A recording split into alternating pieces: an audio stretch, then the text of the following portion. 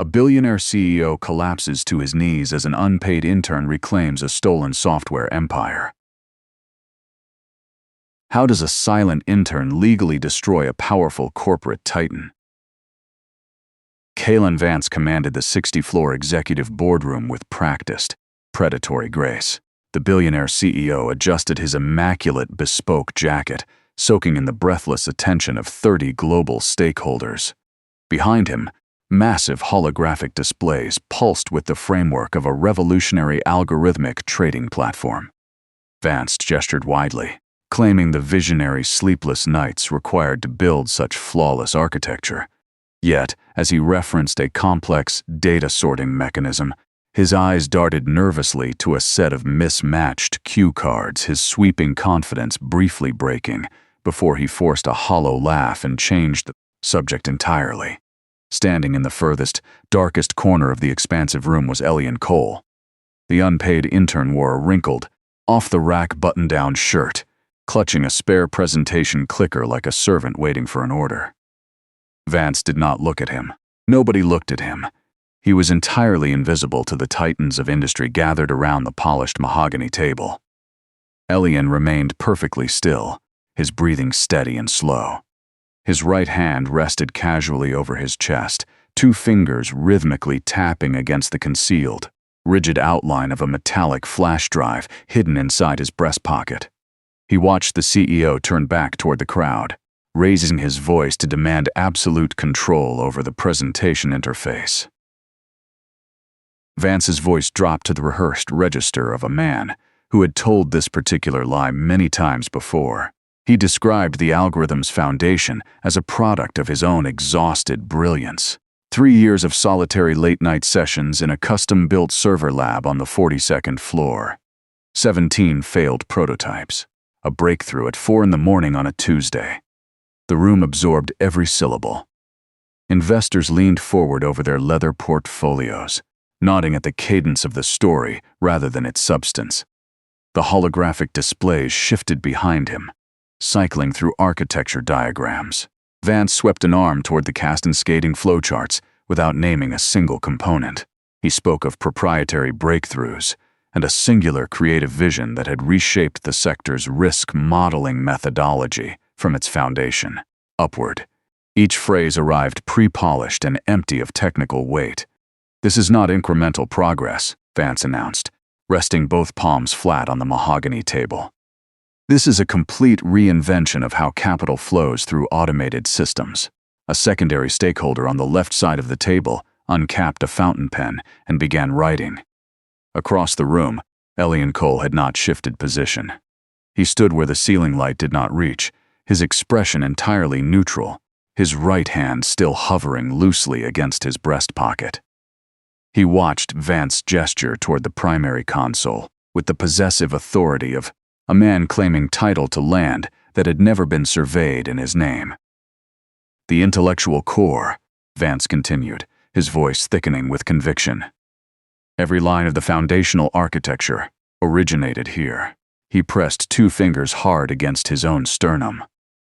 He moved toward the main console, his shoulders squaring as he prepared to initiate the live data simulation. The simulation required a 12-step back-end sequence to execute cleanly. Vance had memorized the first 4. He opened the primary control panel with practiced confidence, his fingers moving to the keyboard in a single declarative motion. Then he stopped. His eyes scanned the directory structure on the nested terminal screen. The folder hierarchy of the architecture was not labeled the way he expected. He hovered over a subdirectory, selected it, and immediately backed out when the wrong module loaded. The holographic display paused mid-rotation, waiting for the next command string. 2 stakeholders exchanged a glance across the table. Vance recovered without visible hesitation. He pivoted the narrative smoothly, delivering a paragraph of dense technical vocabulary about the modular compartmentalization of risk-weighted subroutines. The words sounded authoritative. They did not explain why the cursor on the main terminal had not moved in 40 seconds. A data governance consultant in the third chair squinted at the idle screen. She did not write anything down. "Naturally," Vance said, re-engaging the keyboard. A system of this complexity is architecturally deep. His fingers found a different pathway. The display resumed. He exhaled through his nose. He navigated to the simulation staging layer by clicking through 6 menus rather than typing the direct pathway string. The difference was invisible to 29 of the 30 people in the room. Elian Cole, still motionless in the far corner, was the 30th. The lead stakeholder. His throat. He wanted a technical clarification on the platform's security encryption before the live demonstration proceeded. His question landed in the center of the room like a dropped instrument. Vance turned toward the voice with the practiced, unhurried movement of a man who had rehearsed this moment. He could not afford to pause. Any gap in momentum now would widen into something structural.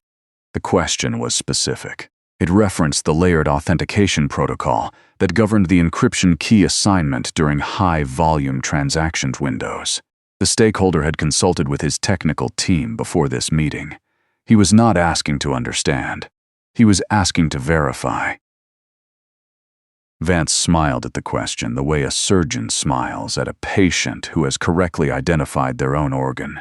He stepped away from the console and addressed the room rather than the individual. The encryption, he explained, was a proprietary triple-layer validation system that isolated each transaction thread through what he called a self-regenerating key matrix. The terminology was engineered for maximum credibility and minimum verifiability. His delivery was metronomic. He did not slow for questions. The technical consultant in the third seat did not look up from her notes, but her pen had stopped moving. The actual key design itself, Vance said, resting a hand on the edge of the mahogany table. The unique signature architecture. I built that layer personally. He let the sentence sit. Several investors nodded. The logic of authority was doing its work. He credited the encryption's structural originality to a 9-month development sprint he had undertaken alone, referencing a specific version number and a fictional benchmark test conducted at an offshore facility. The room heard the detail and concluded it was too specific to be invented. 3 rows back from the head of the table, a junior analyst typed 2 sentences into his tablet and stopped. Vance crossed back to the console, satisfaction settling into the line of his jaw. The interrogation was over. The room had accepted the explanation because the alternative was too uncomfortable to name directly in front of 30 people. The lead stakeholder nodded once and gestured for the demonstration to continue. Vance turned toward the terminal, positioned his right hand over the keyboard, and prepared to execute the final live test. The execution command loaded the simulation's outer shell without issue. The progress bar climbed cleanly to 63% and then stopped. A soft amber indicator pulsed at the base of the projection. A junior executive 2 seats from the end of the table leaned forward. He had noticed the indicator during Vance's encryption explanation and had been watching it since. She raised her hand slightly and mentioned it. Not a challenge, only an observation. The amber indicator did not match any of the status colors in the system's published documentation. Vance's head turned toward her with the slow precision of something mechanical. That is a standard buffer state signal. His voice did not rise, but the temperature in it dropped several degrees. It indicates normal processing activity in the secondary thread architecture. He turned back to the screen. The junior executive sat back. The 2 people adjacent to her did not make eye contact. Vance's right hand moved across the keyboard in a series of quick, overconfident strokes. He did not check the result of each input before executing the next. The progress bar held at 63%. This system responds to precision, not speed, he said, to no one in particular. His jaw had tightened. The tendons beneath the collar of his bespoke shirt had become visible. The junior executive studied the table surface. She did not raise her hand again. Vance positioned himself squarely in front of the main keyboard, drew a short breath through his nose, and brought his palm down onto the master execution key with a controlled, forceful strike. The simulation loaded the final stage. The boardroom held its breath. The holographic display expanded to fill the upper third of the room. casting a cold blue light across 30 upturned faces. Vance straightened his jacket, his chin lifted. Every fractional hesitation of the last 40 minutes evaporated under the authority of the spectacle above him. He had controlled the room through the technical questions. He had navigated the hesitation. He had buried the anomaly under volume and vocabulary. The demonstration was executing. The stakeholders were watching. He had done this before. He would do it again. The simulation's final stage had been running for 11 seconds when the system stopped itself. No warning chime, no amber indicator. The entire display simply froze. Every holographic layer, every cascading data column, replaced in a single hard cut by a stark white terminal screen. A raw file directory had mounted to the projector. The path string filled the upper left corner of the display in plain monospaced text. It was not a system folder. It was not a demonstration asset. It was a private development archive, time-stamped and labeled with a user credential that was not Kalen Vance's name. The room registered it in sequence. First the nearest investors, then the row behind them, then the technical consultant in the third seat, who leaned forward and read the path string a second time with complete stillness. Vance saw it at the same moment everyone else did. His hand moved to the mouse before his expression could reset. The click was fast, reflexive, the way a man covers a wound before the blood shows. The directory vanished. The holographic display blinked back online as if nothing had interrupted it. "Standard system redirect," Vance said. The hesitation inside the sentence was brief. Not brief enough. Two stakeholders at the far end of the table had stopped writing. The data governance consultant had not moved at all. Her eyes had traveled from the now blank screen to Vance's right hand, which was still gripping the mouse, with the exertion of someone holding a door shut. Vance straightened. He pulled the lapel of his jacket flat. These deep architecture systems occasionally surface legacy pathways during high load processing. He gestured at the resumed display with a short, dismissive wave. It is completely expected behavior. Nobody in the room agreed out loud. Nobody disagreed out loud either. The silence that followed was doing something different from the silences before it. Elian Cole had not moved from the corner. He had watched the path string appear and disappear with the same unhurried attention he had maintained for the previous 2 hours. He waited until the weight of the room's uncertainty had fully settled. Then, in a voice calibrated precisely for the distance between them, "That credential belongs to the original development account." The sentence arrived without urgencies and without elaboration. Vance turned toward the shadows with the slow, mechanical rotation of a man who has just heard something he cannot immediately categorize as a threat. His complexion had shifted, not pale, not flushed, but something emptied of its usual register. "You," Vance's voice tightened at the single syllable, "you will step forward right now and fix whatever you have done to my system." He pointed toward the secondary terminal with a rigid, outstretched arm. "Now." Elian took one step out of the corner. No more than that. Had taken one step out of the corner. Vance needed him to take 30 more. The CEO turned back toward the room with the fluid repositioning of a man, reasserting a frame that had begun to crack. He extended an arm toward the secondary terminal, the auxiliary workstation positioned along the left wall, away from the main projector, and issued a direct instruction in the register of a man who had never been refused one. The system lag, Vance explained, was the result of improper configuration in the back-end handoff protocols. The intern had been assigned responsibility for that specific layer. The intern had failed to execute his preparation correctly. This was, Vance assured the room, a correctable administrative error. The investors heard the logic and sat with it. Several of them had managed large organizations. They understood the structure. A superior identifies a failure, assigns correction to a subordinate.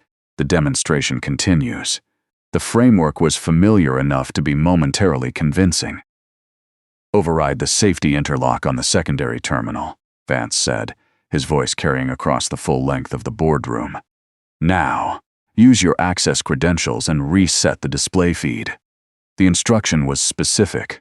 It was also impossible to execute without exposing the precise credential hierarchy that the unauthorized path string had just made visible to 30 people. Elian walked toward the terminal at an unhurried pace. He did not acknowledge the instruction verbally. He did not quicken his step. He crossed the full length of the boardroom in the same controlled silence he had maintained since the morning, passing within 4 feet of Kalen Vance without a single glance in his direction. He reached the secondary terminal and stood before it. He did not raise his hands to the keyboard. The room had been watching Kalen Vance for 2 hours. It was now watching Elian Cole. The shift was not announced. It moved through the boardroom the way temperature changes move through a room, imperceptibly at first, then undeniable. The lead stakeholder's pen had been resting on his legal pad for 4 minutes. The data governance consultant had turned her chair by a fraction of a degree. The junior analyst at the back of the room had closed his tablet entirely. Vance continued speaking. He was now characterizing the credential exposure as a routine system artifact, a ghost reference from an archive development build, that the pipeline surfaced occasionally under high processing load. The explanation was technically plausible. It required the room to believe that the name visible in the path string had been irrelevant to the architecture it was embedded in. The investors were no longer assuming that. These back-end anomalies are precisely why enterprise deployments require experienced stewardship, Vance said. His voice had climbed slightly above its usual register. He caught it and pulled it back down. 2 board members were now watching the intern at the secondary terminal. Specifically, they were watching the fact that his hands had not moved. A man assigned to fix an urgent system failure did not stand before a keyboard with his arms at his sides, unless he had concluded that fixing it was not his job. Sweat had appeared at Vance's left temple, a single droplet, tracing the line of his jaw beneath the surgical overhead lighting. The technical consultant observed it without expression. The investors who had been nodding were no longer nodding. They were waiting. Then the sound arrived. Not from the projector, not from the console, but from the server stack, mounted in the tall black cabinet at the rear wall. A loud rhythmic warning chime, measured, insistent, repeating. The chime ran for 3 seconds before the projector responded.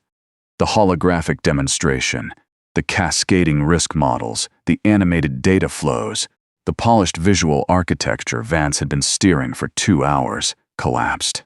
In its place, the projector rendered a direct feed from the system's core execution layer, raw code, undocumented, unformatted, scrolling at the speed of active processing.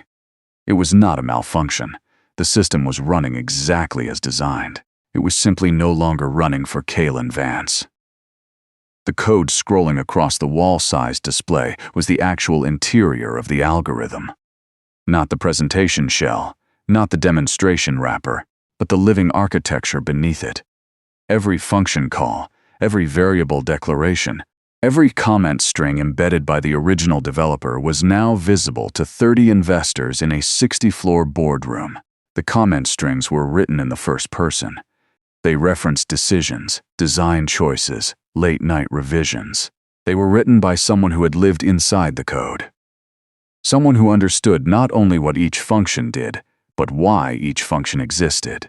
The voice embedded in those comments was precise and unhurried, and completely unlike the voice that had been filling the room all morning. Vance moved to the main console and began entering commands. The system rejected each input with a flat, red-bordered refusal notification. He tried a second pathway, refused a third.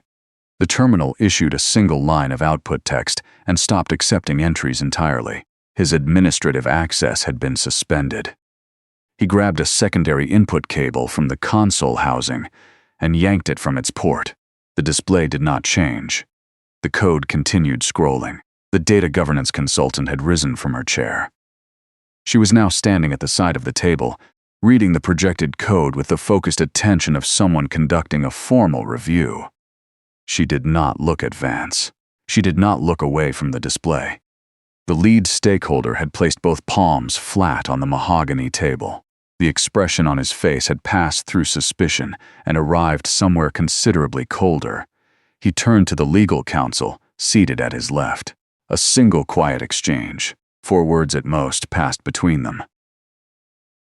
Vance moved to the center of the room.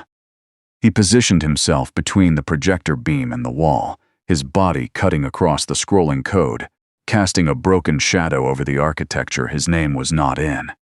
His arms spread wide, jacket straining across the shoulders, as if the physical fact of his presence could substitute for administrative authority he no longer possessed. Security. His voice had abandoned its corporate modulation entirely.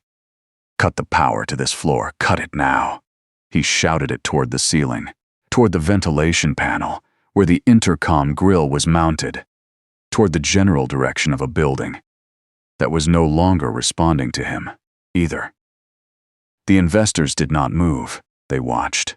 A man in a bespoke suit, standing in a projector beam, with his arms out, demanding darkness, was not the image of a visionary who had spent 3 years building a revolutionary platform alone.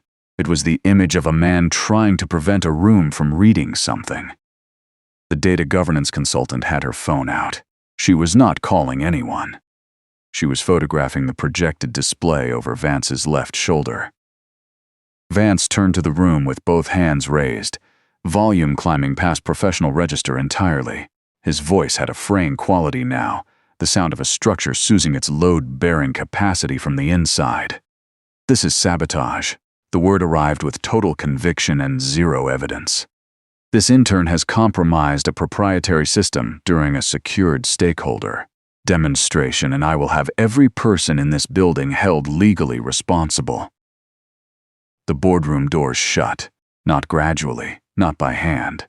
The electromagnetic locking mechanism engaged with a single, heavy mechanical impact that resonated through the floor. Every exit simultaneously.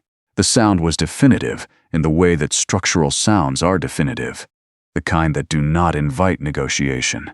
The building security protocol had registered an active data integrity breach and sealed the floor automatically. Vance's arms lowered. His reflection looked back at him from the dark glass of the nearest window. A small, stranded figure surrounded by 30 people who were no longer on his side. The investors stood, not in unison, one at a time, beginning with the lead stakeholder at the head of the table and moving outward from him like a slow tide. Each person rose from their chair and took a step backward, away from the front of the room, away from the console, away from Kalen Vance. The mahogany table remained. The legal pads and fountain pens remained. The holographic display continued its uninterrupted scroll. Vance stood alone on the presenting side of the table. There was no confrontation. Nobody pointed. Nobody raised their voice. The investors simply redistributed themselves toward the walls and windows of the boardroom with the quiet, practical efficiency of people removing themselves from proximity to a contamination source. 2 of them had begun speaking in low tones to the legal consultant at the rear of the room. The data governance consultant had lowered her phone. She had seen enough of the display to complete whatever assessment she had begun. Her expression carried the particular quality of professional certainty, not anger, not surprise, but the closed, resolved look of someone who has confirmed a hypothesis they had not wanted to be correct. I built this. Vance's voice was quieter now, which made it worse. The volume of desperation carries differently at low register. Every line. I want this room to understand. Every structural line of this system came from me. The room did not respond. The room was watching the code. Elian Cole turned away from the secondary terminal. He reached into the breast pocket of his wrinkled button-down shirt. His fingers closed around the rigid edge of the metallic blue USB drive. He withdrew it slowly, holding it between thumb and forefinger at his side. A small, flat object catching the projector light with the quiet authority of something that had been waiting a long time to be used. Elian Cole walked to the primary terminal. He did not look at the investors pressed against the walls. He did not look at Kalen Vance, who had retreated to the side of the room and was standing with one hand braced against the floor-to-soiling window, his reflection fractured in the glass. Elian set the metallic blue USB drive flat on the edge of the console, positioned it between two fingers, and inserted it into the primary port with a single, unhurried motion. The system recognized it in under a second. The scrolling raw code stopped. The main display cleared and rebuilt itself from the top of the screen downward, assembling a new interface in the controlled, deliberate sequence of a system returning to its authorized user. At the center of the projection, rendered in large, clean type against a white background, was a login confirmation screen. The account name was not Kalen Vance. The account name had never been Kalen Vance. The interface root was registered to a development credential established 4 years and 3 months ago. The profile image attached to the account was a small, low-resolution photograph, a younger version of the man now standing at the terminal, in the same kind of wrinkled button-down shirt, seated in front of a monitor in what appeared to be a university computer lab. A red bordered alert occupied the lower third of the screen. Unauthorized override detected. Count K. Vance. Administrative privileges suspended. Access revoked. Original owner credential restored. The room read it. Every person in the room read it. The data governance consultant's hand had come up to cover her mouth. The lead stakeholder had straightened fully, his legal pad abandoned on the table behind him. Vance pushed off the window. His mouth had opened. No sound came from it. Elian navigated 2 levels into the drive's directory and opened the second file. The projection shifted. The login screen was replaced by a scanned document, a formal filing, 8 pages, federal header, official seal visible in the upper right corner, a United States Patent and Trademark Office registration, filed 4 years and 1 month ago, application number, filing date, classification codes, all rendered in the precise bureaucratic typography of a government record. The registered inventor field contained one name, Elian Cole. The patent covered the foundational architecture of the algorithmic trading platform in its entirety. The core data sorting mechanism, the self-regenerating encryption key structure, the modular risk-weighting subroutine framework. Every technical component Kalen Vance had described to the room as the product of his own exhausted brilliance was enumerated in the filing, each claim attributed to its actual originator. The filing date preceded the incorporation of Vance's company by 7 months. The lead stakeholder turned to his legal counsel. This time the exchange between them was not 4 words. It ran for nearly 30 seconds. The counsel had removed a business card from his jacket pocket and was writing on the back of it. Vance had taken 3 steps toward the terminal. He stopped. He understood in the specific way that people understand things that end their careers. That proximity to the screen was no longer an option available to him. The third file opened without a prompt. Elian had configured the drive's execution sequence in advance. The third file launched automatically on a 2-second timer from the moment the patent filing had fully rendered. As if it had always known it would be needed, as if it had been waiting in exactly this order for exactly this room. It was a system access log. Internal. Timestamp to the second. 41 entries spanning a period of 9 days, 18 months ago. Each entry recorded an administrative action taken on the master development repository. Each action had been performed from the same IP address. The IP address resolved, in the final column of the log, to a registered device, a laptop registered to the corporate account of the Chief Executive Officer Kalen Vance. The actions were specific and sequential: 14 instances of metadata modification, 11 instances of contributor field deletion, 9 instances of file renaming with original author credentials removed, 7 instances of version history purge on core architecture files. The last entry, Timestamped at 2:43 in the morning on a Wednesday. Read. Contributor record permanently overwritten. Authorization. Admin override. The technical consultant had her phone out again. She was no longer photographing the screen. She was making a call. Kaylin Vance's left knee buckled. It was not a dramatic collapse. It was a structural one, the quiet, involuntary failure of a load-bearing element that had been under unsustainable pressure for too long. His hand caught the edge of the mahogany table. His fingers gripped the polished wood. The table held him for 4 seconds. Then his legs gave entirely, and Kaylin Vance went down to both knees on the boardroom floor. His bespoke jacket pulling across his shoulders. His breath arriving in short, audible intervals, his eyes fixed on a point somewhere between the floor and the projection above him, where his name was no longer anywhere to be found. The boardroom held its silence. Elian Cole pulled out a chair. Not any chair. The chair at the head of the boardroom table. The high-backed leather seat that Kaylin Vance had, occupied at the start of every quarterly meeting for 6 years, the seat whose position relative to the door and the projection screen had been calibrated by Vance himself to communicate singular authority. Elian sat down in it with the unhurried ease of a man taking his assigned seat. Vance was still on his knees. The investors had not moved from the walls.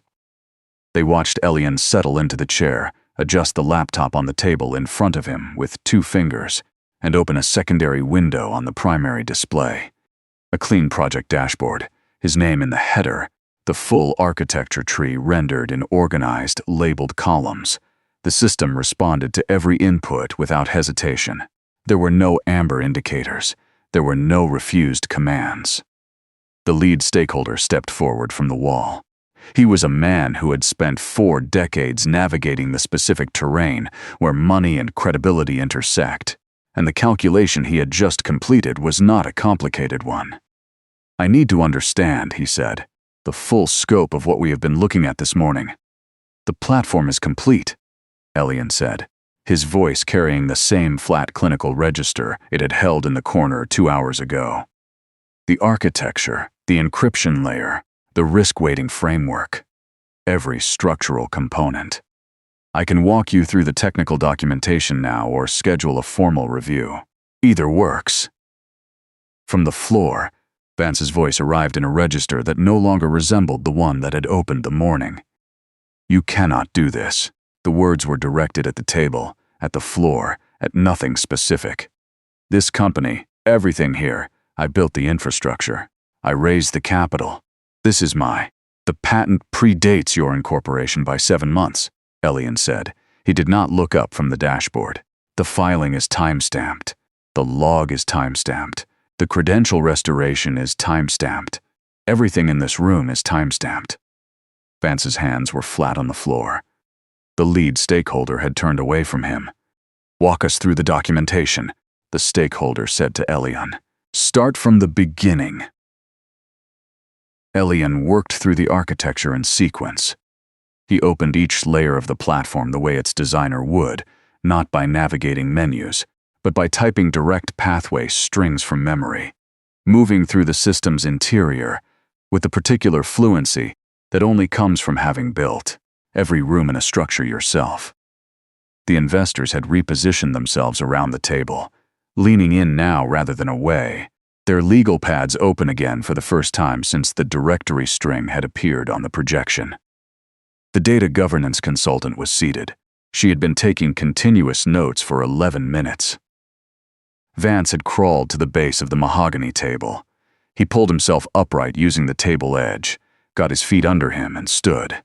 Not fully, his posture carrying the collapsed geometry of a man whose structural load had been permanently redistributed. He moved along the side of the table toward Elian's position, his voice finding a new register. Lower, private, stripped of performance. A licensing arrangement. The words came out carefully, as if he had assembled them in a specific order that might still work. 40%. 45. You keep the patent, the attribution, everything public-facing. We restructure the partnership agreement. Nobody needs to know the specifics of how the development credit was. No, Elian said. The word arrived without weight or anger. It simply closed the offer the way a door closes, not slammed, just shut. 60%. Vance's voice had acquired a quality that his boardroom delivery had never contained. Something unguarded and therefore worse to hear. 60% equity, full public attribution. I step back from the technical division entirely. You run the architecture team. Your name on every release. Elian's right hand moved to the laptop trackpad. He located the relevant file in the dashboard and opened it. The patent's licensing clause, its transfer provisions, its exclusivity terms. He read them in silence for 4 seconds. Then he navigated to a secondary input field, typed a single command string, and executed it. On the main display, a new status notification replaced the access log. Licensing request denied. Authorization not granted. The lead stakeholder did not call for a formal vote. He did not need to. The investors around the table had arrived at their positions independently and simultaneously. The specific convergence that occurs when 30 experienced people process the same irrefutable evidence in the same room at the same time. He simply stated what the room had already concluded and asked for any objection. There was none. The resolution was straightforward. Vance's position as chief executive officer was terminated with immediate effect. His administrative credentials, all of them, every layer of access the company's systems had ever extended to him, were to be revoked before anyone left the building. His equity position would be subject to the fraud and misrepresentation clauses in the original shareholder agreement, clauses that had been drafted by lawyers he had retained himself, in the confident assumption that they would never be applied to him. The legal counsel began drafting the formal notice on his tablet. Vance stood at the side of the table and listened to his career being administratively dissolved in real time. The vein at his left temple had become visible against the overhead lighting. His hands, which had spent the morning in the practiced gestures of authority, sweeping toward displays, pressing flat on polished surfaces, pointing at subordinates, were now hanging at his sides with nothing left to do. You have no right. His voice had thinned to something that was more breath than sound. Everything I built here, the investor relationships, the market positioning, the brand, none of that exists without me. You dismantle this and you dismantle the entire value proposition. The value proposition, Elian said, without looking up from the dashboard, is the algorithm. The algorithm has an owner. The board has just confirmed who that is. From the corridor beyond the sealed doors, heavy, measured footsteps had begun to approach. The data governance consultant passed her notes to the legal counsel without being asked. The notes were organized by timestamp, cross-referenced against the 3 proof layers still visible on the projection. She had been building a formal record since the moment the directory string appeared. It was thorough in the way that only prepared observation can be thorough. The kind of documentation that does not require reconstruction after the fact because it was never reconstructed at all. The lead stakeholder signed the first page of the termination notice. He passed it to his left. It traveled around the visible arc of the table with quiet efficiency, each signature arriving in sequence. Vance watched the document move. His mouth had closed. There was nothing left to say that the room had any remaining obligation to hear. The electromagnetic locks disengaged.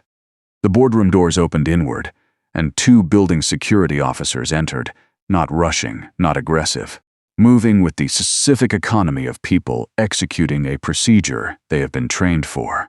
They positioned themselves on either side of Kalen Vance with the practiced neutrality of institutional authority.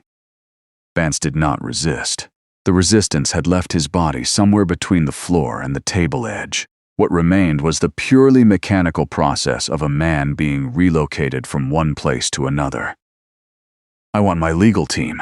His voice had arrived at its final register, not the polished boardroom baritone, not the fraying aggression of the suppression attempt, but something thin and procedural, the sound of a man converting panic into bureaucratic language because it is the only language he has left. I want my legal team contacted before I leave this floor." "That will be arranged," one of the security officers said, without breaking stride. They moved him toward the door. His feet found their footing and kept it, which was the only dignity the exit contained. His bespoke jacket had developed a crease across the left shoulder from where he had braced against the window. His hair, which had been immaculate at 9 in the morning, had lost its architecture. He passed the mahogany table without looking at it. He passed the projection screen, still displaying the access log, still showing his IP address against 41 entries of deliberate erasure, without looking at it. At the threshold, he stopped for 1 second and turned toward the room. Elian. The name came out differently from any sound he had made all morning, stripped of authority, stripped of contempt, carrying something that might have been recognition if it had arrived several years earlier. "You could have come to me." "I did," Elian said, "twice. You had my employment terminated both times." The security officers guided him through the door. His voice, diminishing down the corporate hallway, carried the particular quality of sound departing a space it will not re-enter. The boardroom doors did not close immediately behind him. They remained open, and for several seconds the room held the residue of his departure, the faint displacement of air, the faint echo of footsteps losing their definition as the corridor absorbed them. Then the sound was gone entirely, and the room was only itself again. The mahogany table, the projection, the 30 people who had arrived that morning to evaluate a platform and had, instead, witnessed the unmaking of the man who had stolen it. The legal process moved quickly once the room had reached consensus. Emergency transfer of intellectual property required 3 instruments: a formal assignment agreement, a board resolution authorizing the transaction, and the signature of the incoming rights holder. Legal counsel had the first 2 drafted within 20 minutes, working from precedent documents on his firm's secured server. He slid the physical copies across the mahogany table with the unhurried competence of someone who had handled crisis transfers before, though rarely under these specific circumstances. Elian read both documents fully before signing either. The stakeholders waited without impatience. They were watching a man who read contracts with the same focused attention he brought to code, systematically, without performance, each clause evaluated on its actual terms rather than its stated intentions. The data governance consultant had pulled her chair to the table and was reviewing the assignment agreement's technical definitions against the patent filing on the projection. The indemnification clause in Section 4 needs a carve-out for pre-existing third-party integrations, Elian said, without looking up. If the platform has licensing exposure from Vance's undocumented partnership agreements, the transfer shouldn't absorb those liabilities by default. The legal counsel made the amendment without debate. The controlling share transfer followed the IP assignment. 41% of the company's equity, the stake that had given Vance his voting authority and his institutional protection, moved out of his name and into a holding structure designated by Elian Cole. It was accomplished in 6 signatures across 2 documents, executed at a mahogany table on the 63rd floor of a building, from which its previous majority stakeholder was currently being escorted through the lobby. Elian signed the final page and set the pen flat on the table. "The platform needs a technical review before the next stakeholder communication," he said. "I want to document everything Vance modified in the production environment over the last 18 months before anything goes to market." The lead stakeholder nodded. Around the table, the investors were already beginning to filter out, their conversations low and purposeful. The transfer was complete. The morning's damage assessment had begun. They left in sequence, and then the room was quiet. The legal counsel was the last to go, pausing at the doorway to confirm a follow-up call for the following morning. The projection was still running. The access log, the patent filing, the restored credential interface, casting a steady blue-white light across the length of the boardroom. The mahogany table held the scattered residue of the morning. Uncapped pens, legal pads filled with handwriting, a single coffee cup that had never been touched. Elian sat at the head of the table for a long moment and looked at the screens. His name was on them, in formal federal typography, in system authentication headers, in the contributor fields that had been restored to their original state. 4 years of work, and the work had always been there, buried under administrative overrides and metadata deletions, and the confident performance of a man who had understood that most rooms do not interrogate authority once it has been convincingly established. The room had finally interrogated it. He had written the first line of the algorithm's core function in a university computer lab at 11:47 on a Thursday night, working from a half-eaten sandwich and a legal pad covered in longhand notation. He had written the last structural line 14 months later in the server room of a startup that had since been absorbed into the company, now transferring its controlling shares to his name. Every line between those 2 points had been his. Every decision, every revision, every comment string embedded in the architecture had been written by a person the room had spent 2 hours not looking at. Elian reached forward and gently pulled the metallic blue USB drive from the terminal port. He held it for a moment, feeling the familiar weight of it between his fingers. Then he set it down in the center of the mahogany table, directly under the projection light, and stood. It was always going to end here, he said to no one, to the room, to the 4 years of patient, meticulous preparation that had made the ending inevitable from the moment it began. He buttoned the single button on his wrinkled jacket and walked toward the open boardroom door.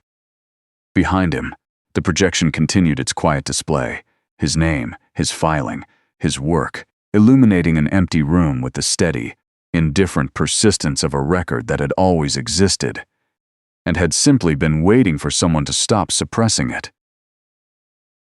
The boardroom emptied into silence. The projector continued its work. The overhead lighting held its position.